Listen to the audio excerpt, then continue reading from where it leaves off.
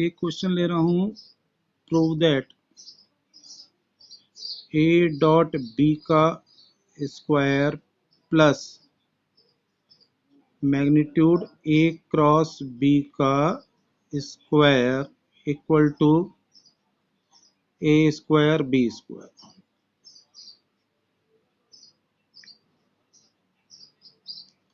इसको कैसे सॉल्व करेंगे, कोई आइडिया किसी बच्चे का?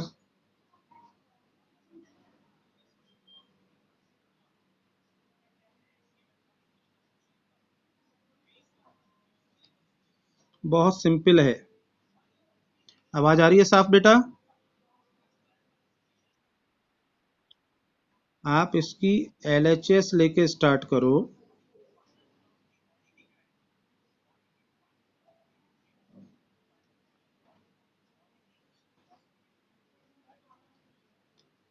तो ये कितना हो जाएगा? ए डॉट बी का फॉर्मूला था ए बी कॉस थीटा, इसका square A B sine theta, इसका स्क्वायर। अब ध्यान देना, यहाँ मैंने यूनिट वेक्टर नहीं लिखा है। कारण क्या है? क्योंकि मैग्नीट्यूड था हमारे पास। तो यहाँ से A square B square cos square theta, यहाँ से A square B square sine square theta.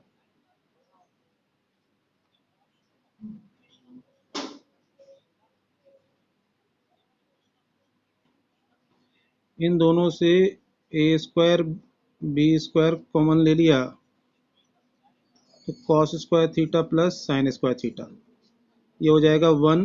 तो A square B square into 1 यानी कि ए स्क्वायर बी स्क्वायर, ये क्या आ गई? RHS। Hence proved.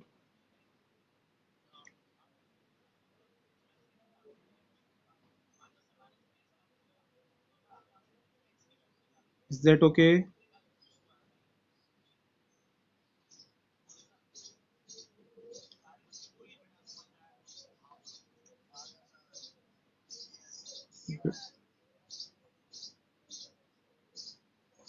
चलिए एक क्वेश्चन और देता हूं आपको। अब इस क्वेश्चन में क्या ले रहा हूं कि एक बॉडी को हमने यहां से थ्रो करा वर्टिकली अपवर्ड। ये बिल्डिंग की हाइट ले ली हमने, let's say 100 metre.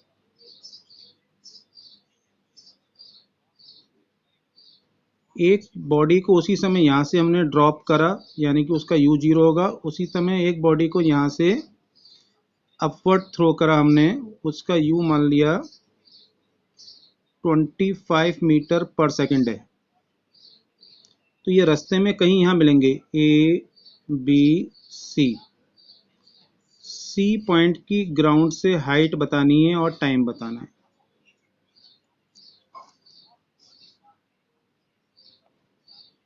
A body is thrown up from ground with speed 25 meter per second. At the same time,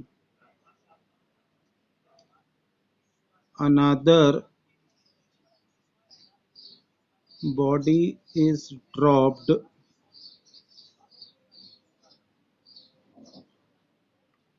from the top of building 100 meter high.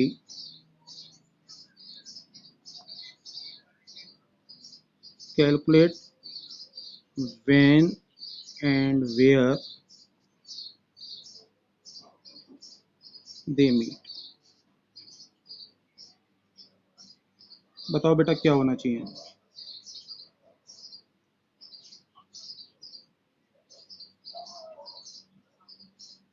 दिख रहा है ना बेटा साफ?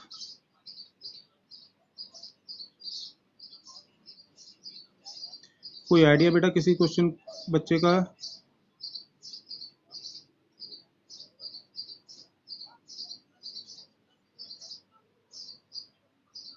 Any student? बेटा इस तरह के क्वेश्चन मैंने आपको पहले कराए हैं, जल्दी बताओ क्या होगा।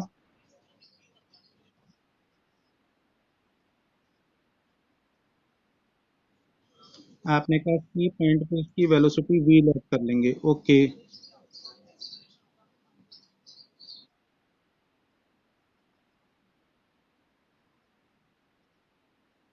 हम्म,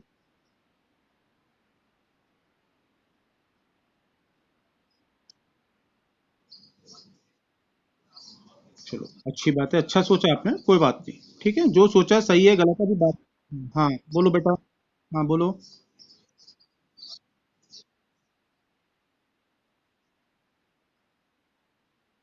कौन-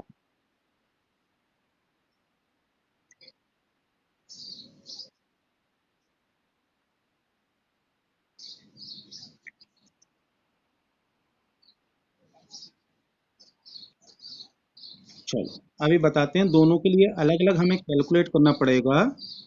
यहाँ v की जगह t ले लो आप, तो ज्यादा अच्छा रहेगा। तो चलो अब मैं बता रहा हूँ, जरा गौर करेंगे।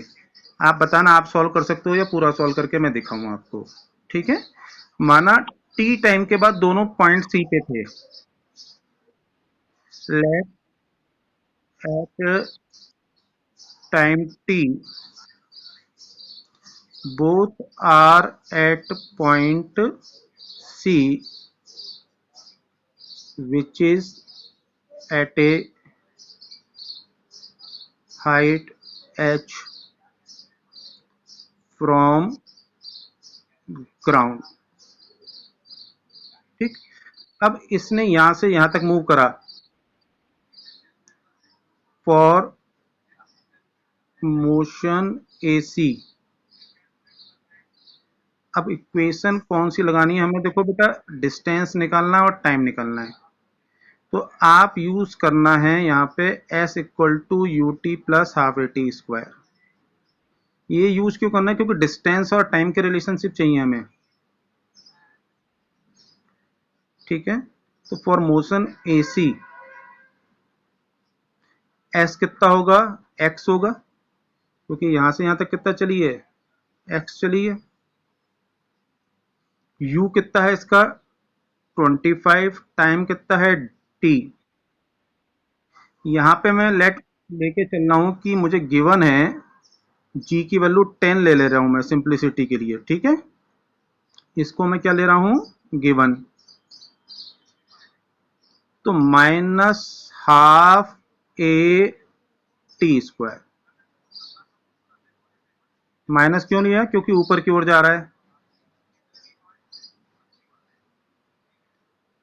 तो ये हो गया आपका 25t minus 5t square, x की value equation 1।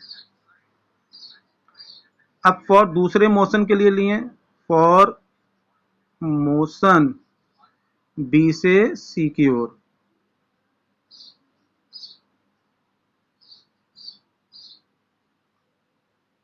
For motion B C, again यही इक्वेशन लगानी है। तो इसके लिए डिस्टेंस कितना है, 100 माइनस एक्स। यू कितना है, 0 प्लस एक्सेलरेशन पॉजिटिव है, टाइम वही रहेगा, यानी कि ये भी हमारा 5t स्क्वायर हो गया। इसको यहाँ की जगह यहाँ 2 मार्क कर दूं तो 100 माइनस एक्स।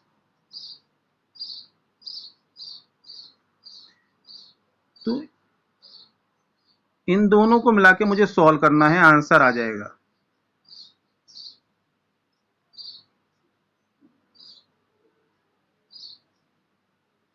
कैसे कर दें, 1 + 2,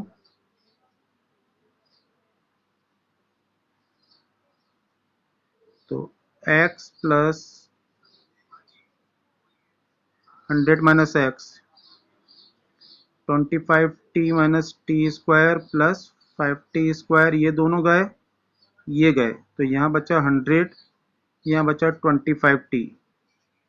तो t कितना हो गया, 4 second.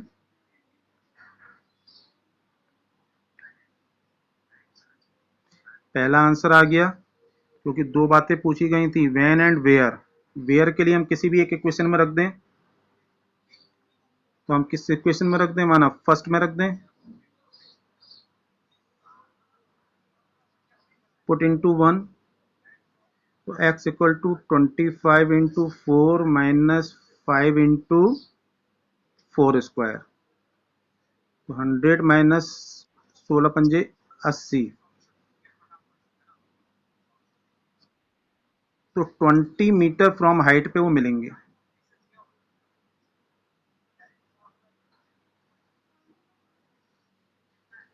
Is that okay?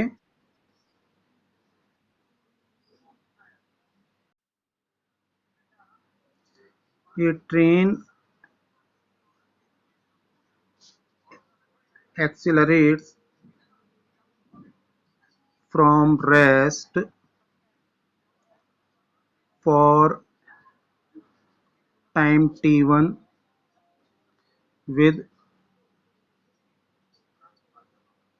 acceleration a1, then it retards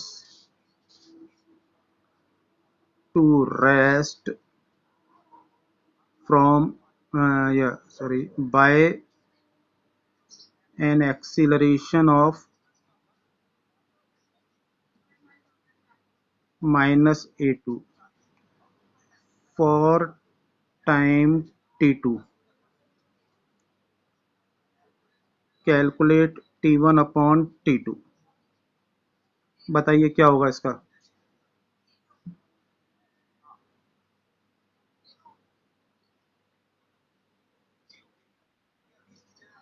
बेटा एक्चुअल में ये वही क्वेश्चन है जो सुबह मैंने आपको बताया था, ये वाला।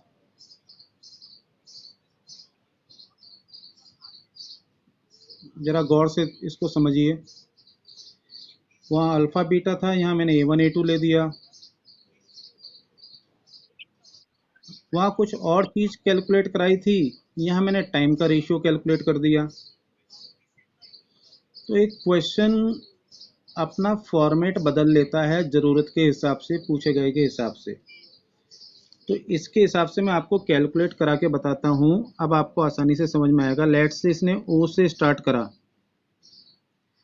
A तक गया तो एक्सेलरेशन नहीं बेटा, यहाँ पे आपका U1 0 था, यहाँ पहुंचा V1 था, फिर उसके बाद माइनस A2 हो गया, तो यहाँ जाके फाइनल वेलोसिटी 0 हो गई। यहाँ का टाइम T1 है, यहाँ का टाइम T2 है। तो for journey O2A by V equal to U plus AT, जो आप कह रहे थे वो ठीक है, यही फॉर्मूला लगाना है।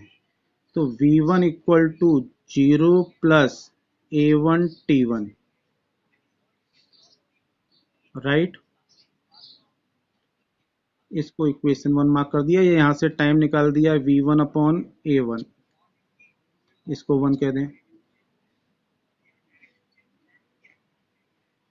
For journey A to B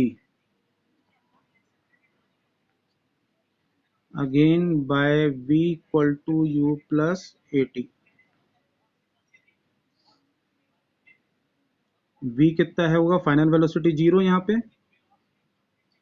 और U कितना हो जाएगा V1 माइनस A2 T2। तो यहाँ से T2 कितना आ जाएगा, V1 upon A2, 1/2। T1 upon T2 पूछा था मुझसे, V1 bye A1 divided V1 bye A2। तो आंसर कितना हो जाएगा, A2 by A1, that is our result.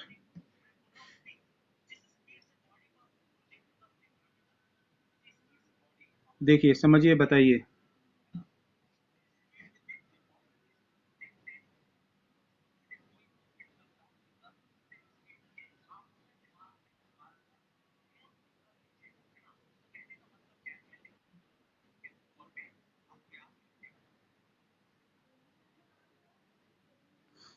एक और क्वेश्चन लेते हैं।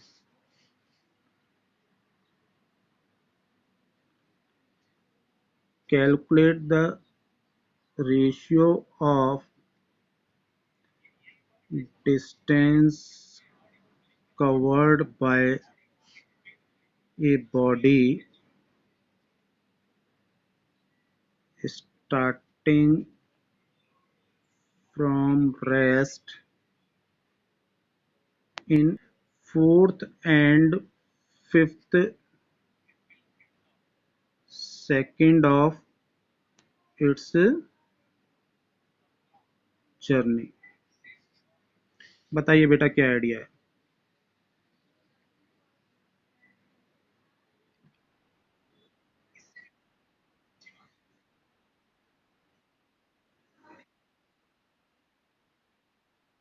हाँ बिल्कुल सही, बिल्कुल सही, वेरी गुड बच्चे।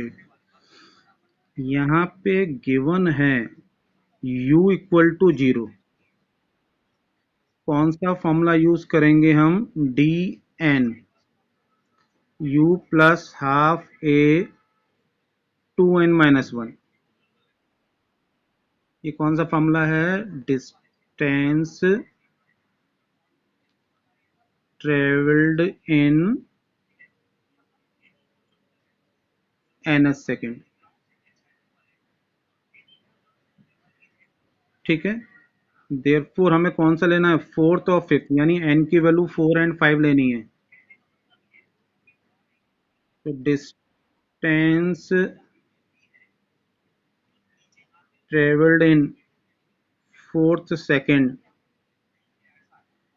d4, 0 प्लस हाफ ए 2 इंटू 4-1, 8-1, तो 7/2a।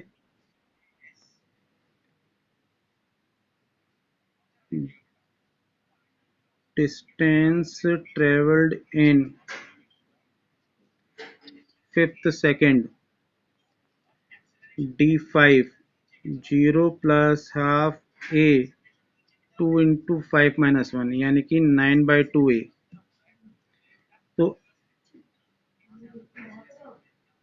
अकॉर्डिंग टू क्वेश्चन क्या हो जाएगा? d4/d5 हमसे पूछा है, तो 7/2a डिवाइडेड बाय 9/2a, तो क्या हो जाएगा? 7/9। ये हमारा आंसर हो गया। कितना सिंपल क्वेश्चन है। प्रॉब्लम ये नहीं कि क्वेश्चन सिंपल है, कुछ प्रॉब्लम ये है कि हम उसको देख कैसे रहे हैं।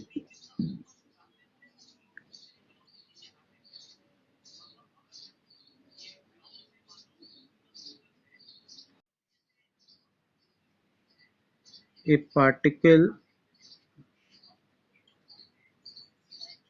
Moving in a straight line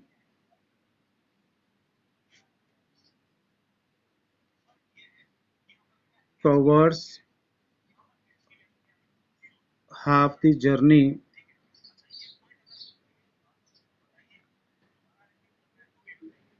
यानी कि हाफ दी जर्नी का हो गया half the distance with 3 meter per second।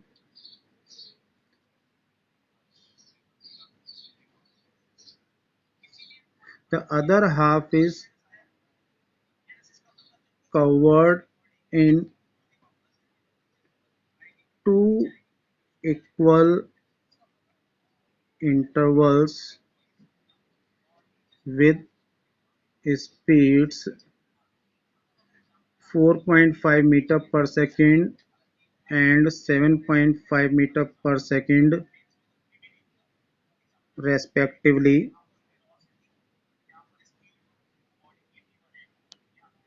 right? Find the average speed over the journey। ये क्वेश्चन है बेटा, जरा पढ़िए गौर से और समझ के बताइए क्या समझ में आ रहा नहीं आ रहा, याद आ रहा नहीं आ रहा, क्या बताया था, कब बताया था। पहले क्वेश्चन को समझें, हमें क्या क्या रखा है कि ये हमारी टोटल जर्नी है। ओ से ए तक की।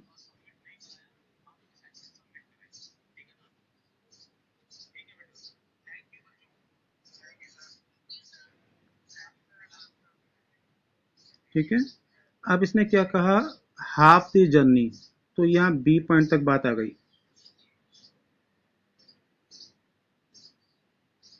बी पॉइंट तक की बात आ गई तो उसको कैसे करेंगे हम, ये डिस्टेंस हो जाएगा x/2। अब यहाँ क्वेश्चन को गौर से हम पढ़ें एक बार, जो हमें लिखी है बातें, तो इसमें क्या लिखा है, particle moving in a straight line cover half the distance with speed of 3 metre per second. यानी कि यहाँ पर जो आपकी स्पीड है u1 कह दूं, वो है 3 मीटर पर सेकेंड की। तो यहाँ से यहाँ तक जाने में इसको टाइम लगा t1। यहाँ से यहाँ तक का टाइम t2 है, वो दो इक्वल पार्ट में हो रहा है, यहाँ का t2/2 और यहाँ का भी t2/2।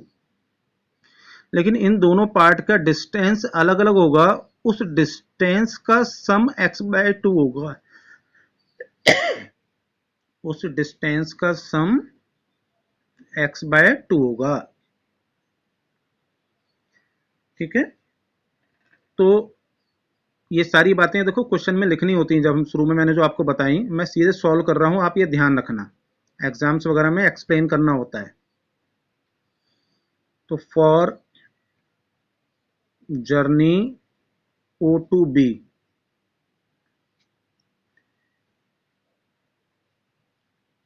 टाइम t1 क्या हो जाएगा, distance upon speed, distance x/2 upon speed 3, ये x/6 हो जाएगा।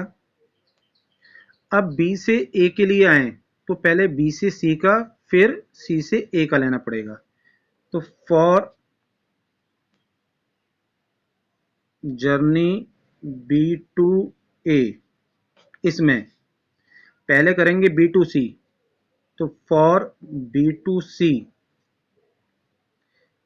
आप निकालेंगे डिस्टेंस।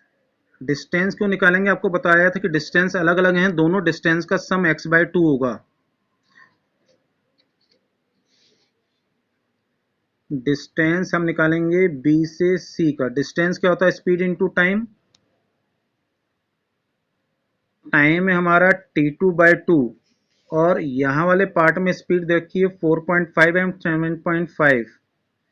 तो यहाँ स्पीड है 4.5 की, यहाँ पर होगी 7.5 की, इंटू 4.5, तो ये हो गया 9/2। तो टोटल हो जाएगा हमारा 9/4 t2।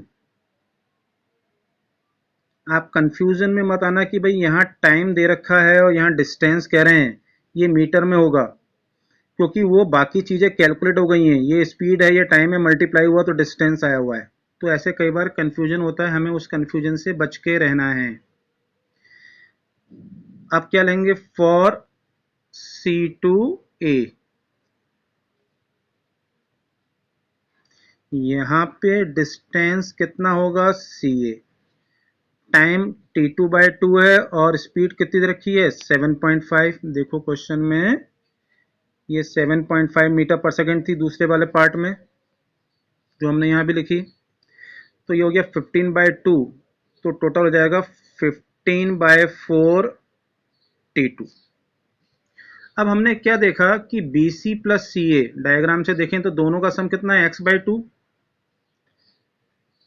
According to diagram BC plus CA equal to x/2। तो 9t2/4 प्लस 15t2/4 का सम x/2। तो 9 ऑफ 15 24/4, ये हो गया 6। यहां से मैंने निकाल लिया टाइम t2, 6 ये हुआ, और जब इसके नीचे आएगा तो ये कितना हो जाएगा, x/12 हो जाएगा।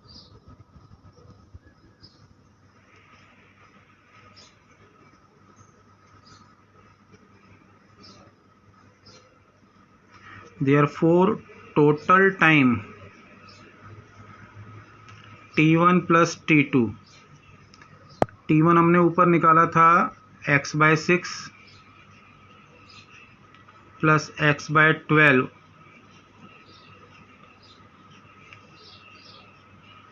तो कितना हो जाएगा, 12 लेंगे तो 2x प्लस x, 3x/12 यानी कि x/4। देयरफॉर एवरेज स्पीड क्या होती है, total distance upon total time. Total distance था हमारा x और टोटल टाइम आया x/4 यानी कि 4 मीटर पर सेकंड। ये हमारा आंसर हो जाएगा।